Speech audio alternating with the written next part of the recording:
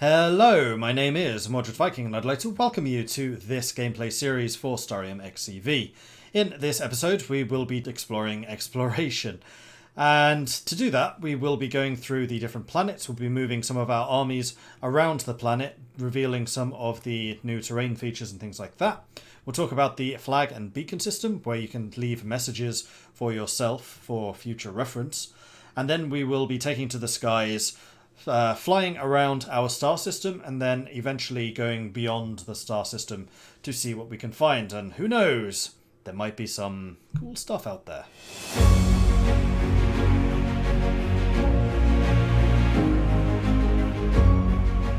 So we are here at Curig, which is the homeworld for the Mordfjord Empire, led by the enigmatic Mordred. We can see that we have a couple of different icons. These do mean different things. So for example, the crest that we can see here denotes which empire owns that territory. And as we'll see here in the top left, that's us! That's our crest. Underneath the crest there are a couple of other icons, and in fact if we get rid of owners we can see what those are, and everything kind of overlays. We have a layered object overview basically. We can see what the area production is.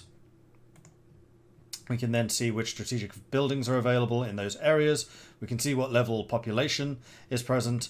And then, most importantly for us, in the areas which are outside of the ones that we actually own, and you can see that with the borders over here, we can see that we have a couple of armies.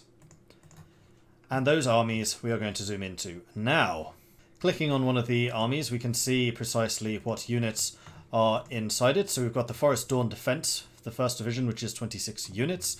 It's got a couple of Ursian airstrikers, it has some Ursian artillery, Ursian heavy tanks, Ursian cavalry, and then a large number of Ursian militia. And we can see the various statistics that those units have as well as the insignia. This doesn't actually mean they're dead. This is just our programmer's idea of a sense of humor. That's actually just their insignia, and then also the race which comprises that unit.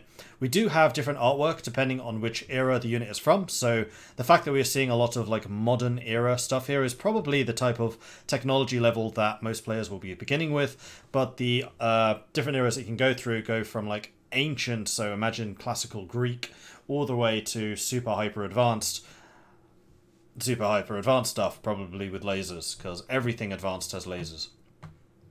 We can then move this army, so we're going to say move full army, and then we will be able to select where we are going. And then we can see the number of seconds required to move around us. So this is the army we have selected right now. 49 seconds to move to these two, 59 because the hills are a little bit more difficult, and then 98 into what I presume is desert. So let's go and click over here, mudflat wastes. Well, let's move to that, and then we can select move.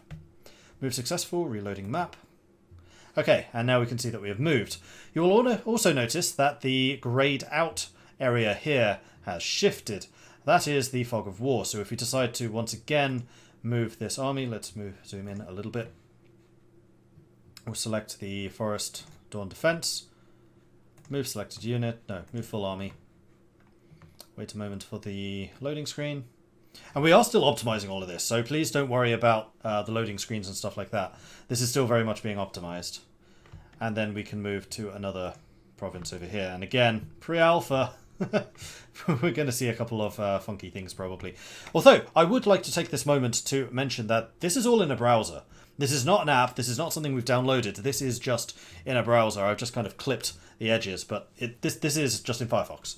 So bear that in mind. It's kind of cool just because of how lightweight it all is. Having switched back on the owner overview, we can see that there is a little pin symbol here next to our shield. If we go and select that and then zoom into it, we can see the pin is a little bit bigger. Clicking on the pin, we can see that there is a message. So this is basically a way of dropping notes for yourself on a planet. We use the pin system. However, if we go to the main map, which is the galactic view, and we can actually zoom out and see everything that they can see, we have this triangle that is a flag, and this is something that you can leave a note again for yourself on like the main map.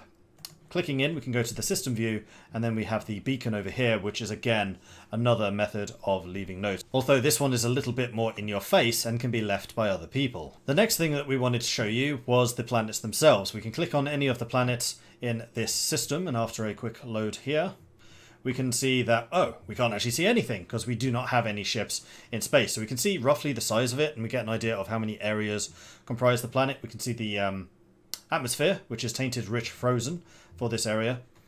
And if we then zoom out again by going back, we can then go to a different planet. So for example, Karuk 3, and we've got some lovely, lovely art here showing this one. This is a deadly, rich, cool world. The home world itself, let's go and take a quick look at what that one was. We can see as a sustainable, moderately temperate world. And then we've got this one, this big one here, which is rich, noxious atmosphere, cold... rich, noxious atmosphere, cold climate. And you can also see that just by hovering over. So we've got one large planet and then 2 moons over here, plus the giant sun, and we can actually click on the sun to get that as well. But just being able to see the star system like this is all well and good, but what you really want to do is fly around it.